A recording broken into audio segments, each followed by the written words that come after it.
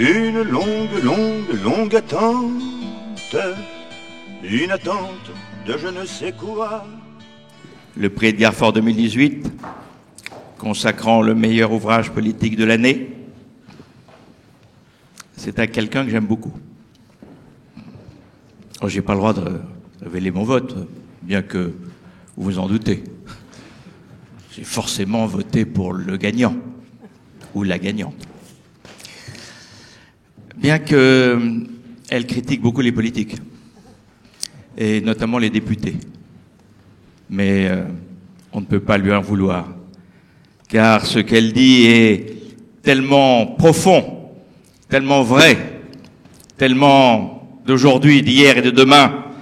La gagnante Agnès Verdier-Molinier pour En marche vers l'immobilisme aux éditions Albin Michel.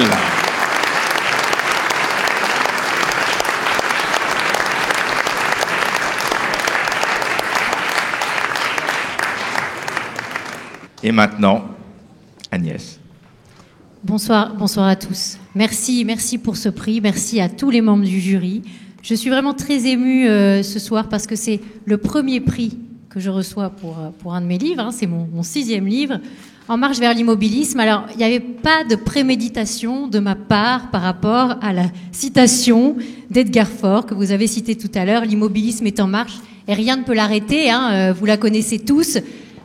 La sensation qu'on va vers l'immobilisme, moi je l'ai depuis quelques mois. Pourquoi ? Tout simplement parce que nous travaillons énormément avec mon équipe de la Fondation IFRAP, jour après jour, sur les réformes du gouvernement. Nous avons créé, en partenariat avec le Figaro, le macronomètre qui donne une note par semaine à une réforme du gouvernement, et nous forons en permanence sur les textes de loi et nous regardons ce qu'il se passe. Et le jeu de bonneteau que nous sommes en train de voir se dérouler sous nos yeux sur la question fiscale, et d'ailleurs Edgar Faure avait un bon mot aussi sur la question fiscale, et que je n'ai pas cité dans mon livre, mais qui est quand même tout à fait d'actualité. La réforme fiscale, c'est quand vous promettez de réduire les impôts sur les choses qui étaient taxées depuis longtemps et que vous en créez de nouveaux sur celles qui ne l'étaient pas encore.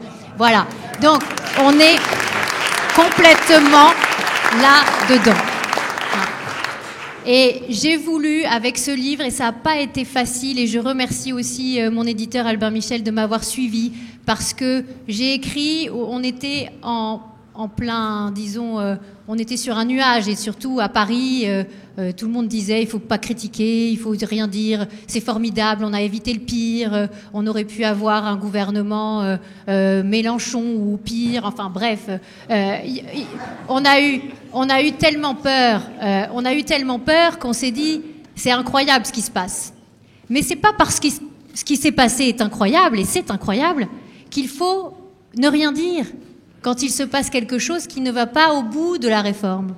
Et il faut que nous, en tant qu'observateurs, mais vous êtes tous des observateurs éclairés, et je sais que vous vous engagez tous les jours au quotidien, chacun dans vos vies, pour dire les choses. Dire les choses, mais sans agressivité. Il n'y a aucune agressivité dans mon livre. Ce sont des faits. Voilà, les impôts baissent pas. Maintenant, il va falloir les baisser. Les dépenses baissent pas, il va falloir les baisser. Il n'y a pas de raison, il n'y a pas de... Finalement, on n'est pas condamnés, nous, la France, à faire moins bien que les pays qui nous entourent. On a tous les talents chez nous. On n'a pas à rougir de ce qu'on est. Et on a à accompagner ce gouvernement, à le pousser à cette transformation qu'il nous a promise. Voilà.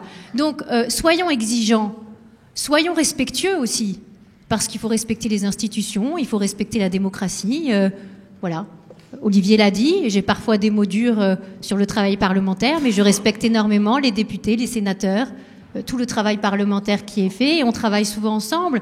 Et il y a aussi vis-à-vis des collectivités locales qui ont beaucoup aussi à dire en ce moment par rapport à leur travail, par rapport à la question de la fiscalité aussi qui leur est modifiée, par rapport à leur rôle dans les prochaines années. Il y a des acteurs publics qui doivent travailler tous ensemble, mais pour le meilleur.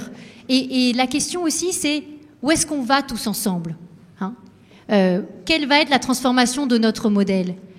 Pourquoi on réforme les retraites? C'est aussi pour économiser, mais aussi pour avoir une complexité moindre.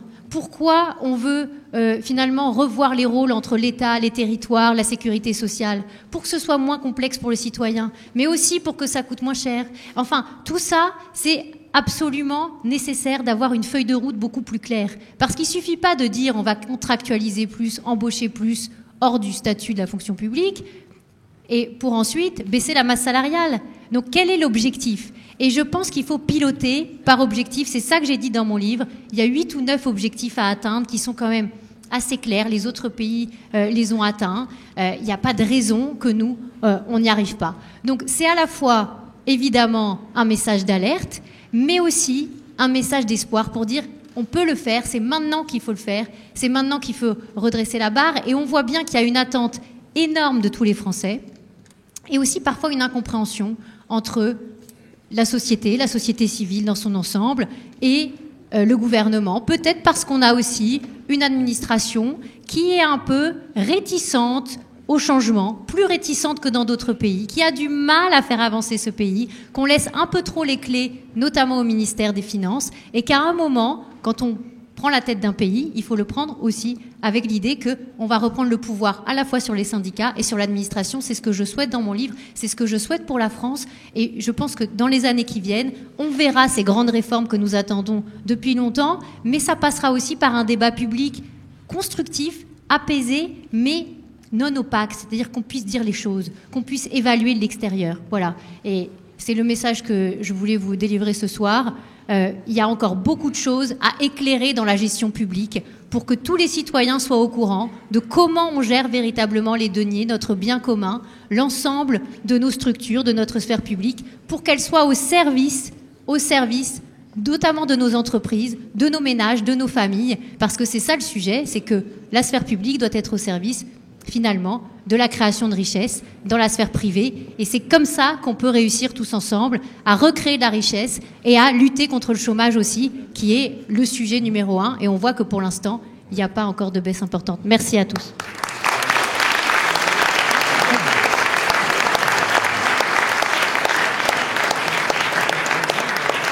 Alors, Agnès, un dernier mot.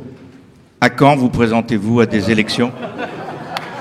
Pour l'instant, vous savez bien que c'est pas prévu et que le rôle de lanceur d'alerte est quasiment aussi important et le regard qu'on a de manière très indépendante sur nos politiques publiques, il est quasiment unique en France parce que on a un financement, vous le savez, qui est totalement issu de donateurs privés qui sont eux-mêmes très indépendants de courants politiques ou autres.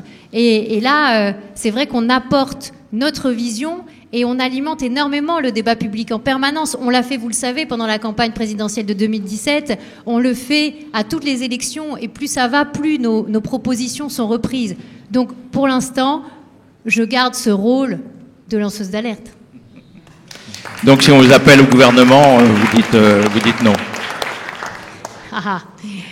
Écoutez, la question, c'est pourquoi faire ? C'est ça. Et donc, si c'est pour réformer en profondeur, la question se posera toujours. Mais si c'est simplement pour faire de la communication et de la figuration, certes non. Donc, le sujet, c'est à un moment de respecter les Français dans les engagements de réformes profondes, de transformation réelle. Parce que là où ils se lassent, c'est quand ils voient que d'un côté, à un moment, la droite leur a promis la transformation, ils ne l'ont pas eu. De l'autre côté, la gauche a dit qu'ils allaient faire différemment. Finalement, ils font à peu près la même chose. Et ensuite, on dit on va faire du et en même temps. Et le et en même temps, ça risque d'être du surplace. Donc, le sujet, c'est comment on arrive à enclencher cette dynamique de réforme profonde qu'on attend tous. Et c'est pour ça aussi qu'on a des mouvements de balancier, gauche, droite, centre, parce que à chaque fois, on cherche à avoir une équipe qui fait vraiment le travail. Et donc, les engagements, c'est des engagements chiffrés qu'on attend. C'est pas simplement dire ah bah oui on fait ça. Non, ça suffit pas. Donc si c'est pour faire le job, on verra. Merci Agnès. Vous avez les félicitations du directeur des rédactions du Figaro qui m'a chargé de vous les transmettre. Je vous les transmets et puis je vous refais la bise.